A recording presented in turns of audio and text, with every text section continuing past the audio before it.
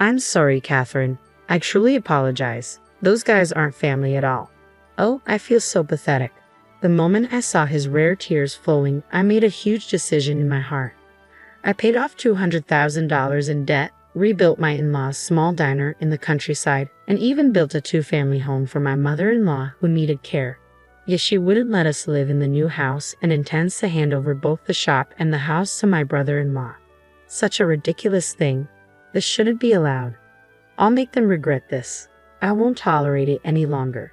I can't forgive them anymore. Thinking that, I managed to suppress my trembling hand in anger and took out my smartphone from my jacket pocket. It was time for revenge on those who used and mocked us. I am Catherine, turning 30 this year. I work as a business consultant at a company in California. My husband Tom is the same age as me and works at a popular restaurant where his skills are recognized. He works hard as a deputy chef.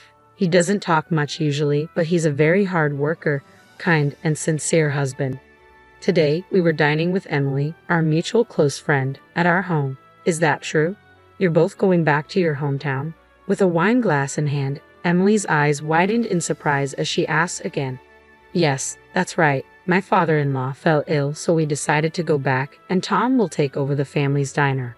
I feel bad for Catherine quitting her job, but the family diner is an important place for me, and seeing my father there was the reason I aspired to be a chef. That's important too. But even with a beautiful dish Tom prepared in front of her, Emily didn't dig in but instead poked at her food, looking like she wanted to say something. Childhood friends Emily and Tom are from a coastal district far from California. Emily moved to California for further studies and met me when we entered the same university. Coming from a wealthy family and being a cheerful, laddie-like person, Emily had a different personality than me. But we strangely got along well and became best friends. And then Emily said, "You two are definitely a perfect match," and introduced her childhood friend Tom to me. But Catherine, you're doing great as a business consultant, and Tom works at a famous French restaurant, right? It seems a waste to give up the situation. Moreover, you both have dreams for the future, don't you? Thank you, Emily. Thanks for your concern. But with a laptop, I can work from anywhere now, and I want to be by Tom's side and support him as much as I can. Okay, I get it. Good for both of you. When I visit our hometown, let me taste Tom's delicious cooking. Thanks, Catherine. We still have wine left. I'll get a refill. As Tom left the table, Emily whispered to me with a worried look. Thank you, Emily, for your concern. I know it won't be easy, but I'll do my best. I'm grateful to have such wonderful friends. Though I'm apprehensive about the uncertain future, I believe everything will be okay. Time passed since our farewell party with Emily, and we, as a couple, moved to Tom's hometown. Little did we know about the trials that awaited us. Upon hearing that my father-in-law was hospitalized, I went to visit him. He looked much frailer than I expected, lying in his bed. It seems I don't have much time left, the doctor told me. It's terminal cancer, my father-in-law, who is as reticent as Tom, said quietly. I had braced myself for such news, but hearing it from him directly was a tremendous shock. He was always hardworking, with his main hobby being collecting unique antique ceramics and dishes. He had always been kind to Tom and cherished him since he was young. It's okay, Dad. Focus on your treatment without worrying, Tom reassured him, holding his father's hand. Tom, you found a good wife, my father-in-law said, just as I was on the verge of tears, moved by how considerate he was even towards me. A shrill, loud voice echoed throughout the hospital room. Oh, excuse me. If you're here, you should have let me know. Both of you, come over here. I have something important to discuss. We were surprised. I turned around to find it was my mother-in-law, even though she suffers from high blood pressure. Raising her voice like that, I worried it might increase her blood pressure even more. Born into a prestigious family that owns multiple lands in their hometown, she was pampered by her grandparents. Maybe because of that upbringing, she's quite self-centered. My father-in-law, who married into her family, was always submissive and followed her every command. Furthermore, just because John, the younger brother, resembled her, she favored him. On the other hand, she seemed to neglect Tom, who looked more like his father. I've always felt that the overbearing mother-in-law and I weren't the best match. You know, I have something to discuss about the shop. Well, it's about money. As she started talking, the situation with the store was worse than I had imagined. The mother-in-law, the owner of the diner they ran, owned the land it was on, and they lived on the second floor, using it as both a residence and a shop. In the countryside, they had no competition, and the father-in-law's cooking was delicious, which kept the regular customers coming. However, since the only chef was the father-in-law, they couldn't open the store while he was hospitalized, and their income dropped to zero. Additionally, the mother-in-law owned an old apartment nearby, which was infested with termites, and they decided to demolish it. The costs of demolishing the apartment and other expenses piled up, leading to a debt of $200,000.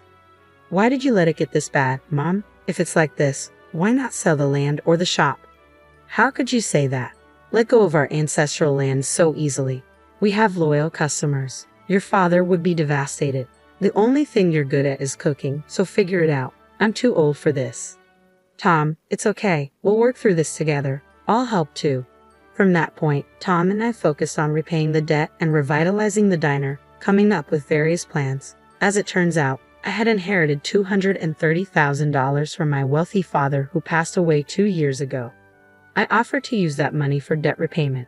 Hearing this, Tom thanked me repeatedly. Honestly, that money was important to me, and I had plans for it, but ensuring the peace of my in-laws was paramount. Tom was skilled not only in Western cuisine but also in Asian cuisines. Regular customers praised Tom's dishes as tasty as his father's. Thanks to that, local customers started returning to our shop. I used my previous work experience to improve parking, renovate the interior, develop new menus, and vigorously advertise online. Our diner gained popularity and stabilized its business, thanks to a newly opened tourist spot nearby. It was around this time that the father-in-law, who had been battling illness, passed away. We, the couple, were the ones by his side during his final moments. Tom's father murmured weakly, squeezing Tom's hand and trying to convey something with his fleeting strength. "Don't worry, Dad. We'll protect the shop and Mom." And so Tom and I watched over my father-in-law as he passed away. On the day of the funeral, my mother-in-law looked exhausted. By her side, Tom's younger brother, John, and his wife, Karen, had been accompanying her the entire time. Because my in-laws weren't preparing for the funeral at all, we were the ones managing the arrangements and payments, busily going about the tasks. Catherine, who was always hardworking, sure has a different work ethic. It's amazing how she can work even in times like this. She's now the wife of the diner owner, right? It must be nice to have your own shop, huh? A drunk John said this. Tom, who had been treated coldly by his mother, had to leave home after high school without a dime. Thanks to his savings and the tuition secretly paid by his father, he managed to graduate from culinary school. On the other hand, John, who was pampered by their mother, apparently had no problems entering a private university. After graduating, he got a job in sales and met the beautiful Karen, who he married. Now he works in a nearby city. But John and I graduated from the business department. To be honest, the level of my university was higher. John didn't seem to like this fact and would occasionally make snide remarks or mock Tom behind our backs. John and his family were not informed about the debt, and of course, they had no way of knowing how hard we had worked to pay it off and revitalize the shop. I was honestly irritated, but I decided to ignore him. I miss all this. Suddenly, a loud scream of "No way" was heard. The voice belonged to Karen. Rushing to where Karen was, we saw my mother-in-law in her mourning clothes, lying on the ground and convulsing. Her face was blue, pale, and she was frothing at the mouth. Seeing this, John, Tom, and I all panicked and immediately called for an ambulance. After being taken to the hospital by ambulance, we were told that Emily's mother had suffered a stroke. She had a history of high blood pressure, and it was possible that the stress from her husband's death and lack of sleep contributed to it. Fortunately, she survived without significant loss of speech ability, but paralysis remained, and she needed care. Despite her condition, she summoned us for a discussion. Now that the debt has been repaid and the shop is doing well, why not use the insurance money from your father and build a multi-generational home on the site of the demolished apartment? I can't live on the second floor anymore with my condition. I was honestly surprised by such a proposal from her, especially when she was the one in debt to others and without showing any signs of remorse. It was true that it would be hard for her to live above the shop in her current state. We lived in a nearby apartment and had rent to pay. If we expanded the second floor where she lived, we could potentially enlarge the shop as well. Tom's father's last words crossed my mind. Take care of the shop and your mother-in-law. He probably wanted to convey that sentiment, though. I had differences with my mother-in-law. I wanted to respect the kind words of Tom's father, who was so much like Tom. We convinced ourselves and decided to proceed with building the multi-generational home. We used the insurance money, but it wasn't enough. We had to invest almost all of our savings that we had accumulated for our dream. I'm sorry, Catherine. Because of this, we might have to give up on our dream, Tom said, looking saddened and defeated. Seeing his demeanor, I felt even more in love with him. It's okay. Our shop is doing well, and we can save up money again. We're getting a new house, so let's stay positive and move forward, I said, suppressing my feelings and trying my best to encourage Tom. The construction of the multi-generational home was commissioned to a newly established construction company, possibly through some connection of John's. This company was known for their trendy designs. We would have preferred a local and reputable construction company, but John and my mother-in-law forcefully made the decision. We were busy getting our previously closed shop up and running, so we provided our living preferences and let John and the others oversee the rest of the construction. Several months later, our multi-generational home was finally complete. True to the construction company's reputation, the house had a stylish exterior. The first floor was made barrier-free to accommodate my mother-in-law's needs. The second floor of the part we lived in had a state-of-the-art kitchen set up for Tom, and it looked very user-friendly. Then it was when we, my mother-in-law, Tom, and I, and John and his wife, gathered to celebrate the completion of the new house. Tom, can I talk to you for a moment? My mother-in-law, who was seated in a wheelchair, suddenly began to speak. At that moment, I had a bad feeling about her request. What if she's about to make an unreasonable demand? Well, I want John to take care of the shop, since John and his family will live with me and take care of me. You, Tom, can return to California. This was unbelievable. We paid off a debt of $200,000 with the inheritance I received, and Tom and I worked hard to rebuild the shop and even made it a popular place. We even built a new house according to my mother-in-law's wishes. After all we've done, she wants to push us out and leave everything to John. Just as I thought, it's become a pretty stylish house. Well, you can leave the rest to me, John said with a smirk.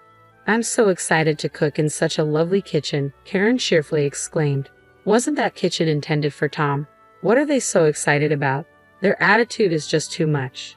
So please don't come here anymore. I don't need Dad's old dishes, so you can take them back as a memento.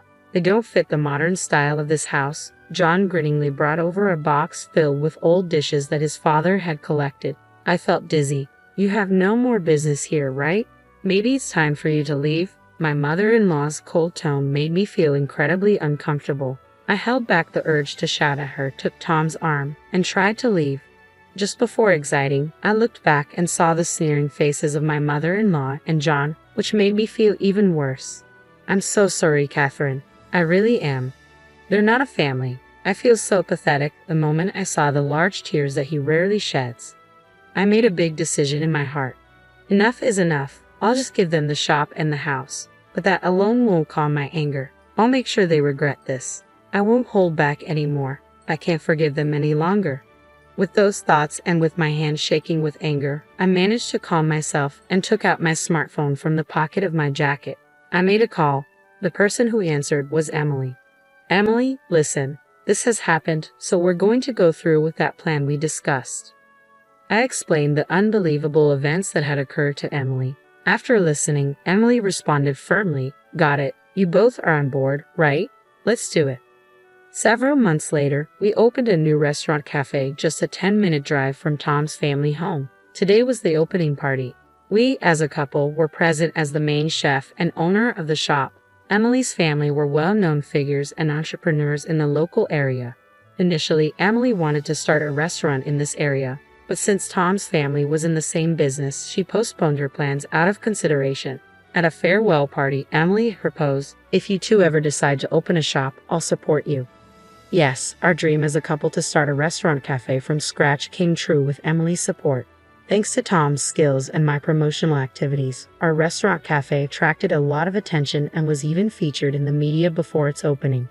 As we were chatting and laughing with Emily, each holding a champagne glass, the atmosphere suddenly shifted. What the heck is going on here? John and my mother-in-law suddenly intruded, raising their voices. Ha? What are you doing here? We're not supposed to have anything to do with each other anymore, right? Tom coldly brushed them off. Why wouldn't we care? Setting up a restaurant so close to ours. What if our customers stopped coming because of you? The mother-in-law yelled in frustration. Isn't it your own fault if your business isn't doing well? Ever since Tom left, the taste has changed and you've made no improvements. Your regulars have drifted away, and your casual service has ruined your reputation, hasn't it? I retorted coldly. Who had always looked down on his younger brother and me was probably frustrated to be talked back to this way. His face turned beet red with anger. Then give us back the money for our house. What are you talking about? This the house Catherine and I built. Isn't it the house? It's unlivable. It seemed that the duplex house from the construction company John had recommended was a defective house with issues like warping and leaks. The very construction company vanished without a trace. Look at what's happened. We have recommended a reputable local construction company, didn't we? You forced us into using that other company. We have nothing to do with it anymore. The house is even in Mom's name now. On top of that, it seems Karen has left the house, hasn't she? Well, it's not typically possible to balance running a struggling diner in the countryside and taking care of your mother-in-law, you insolent woman. As John was about to lunge at me, Emily popped open a bottle of champagne, spraying John. But John, now soaked, and his mother stood there, mouths agape in shock. You reap what you sow. These are my precious friends you're talking about. You've brought this upon yourself by coldly treating the skilled pair. But thanks to you, we're a huge success. Anyway, it's a celebration here, so why don't you leave? Drenched in champagne, John and his mother turned on their heels and left, faces burning with humiliation. We apologized to our guests for causing a scene, but inside, I felt liberated. A year after the commotion, John and his mother, failing to manage their diner, had to shut it down.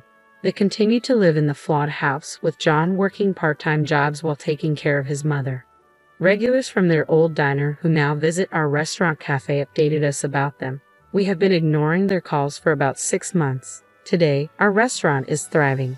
Tom has numerous fans of his dishes and desserts, and the place is always bustling. Emily is also very happy with the state of things. There's another significant episode. While organizing the dishes left behind by my father-in-law, I found his will. The well-rigged Tom. Don't worry about the store or your mother. I'm sorry for everything until now. Move away and be happy with Catherine. And these antiques are for you. Have them evaluated by an expert. So this is what my father-in-law wanted to tell us in the end. He wished for our happiness and freedom, with no intentions of burdening us with a store or his wife. Realizing once again his kind-hearted feelings for us, Tom and I shed tears together. And as per my father-in-law's advice, when we had the antiques appraised, we learned they were worth more than the amount spent on his wife. However, we chose not to sell those antiques. Instead, we carefully store them, using them as an altar in memory of my father-in-law, offering our prayers daily. And so our peaceful and serene days have once again returned.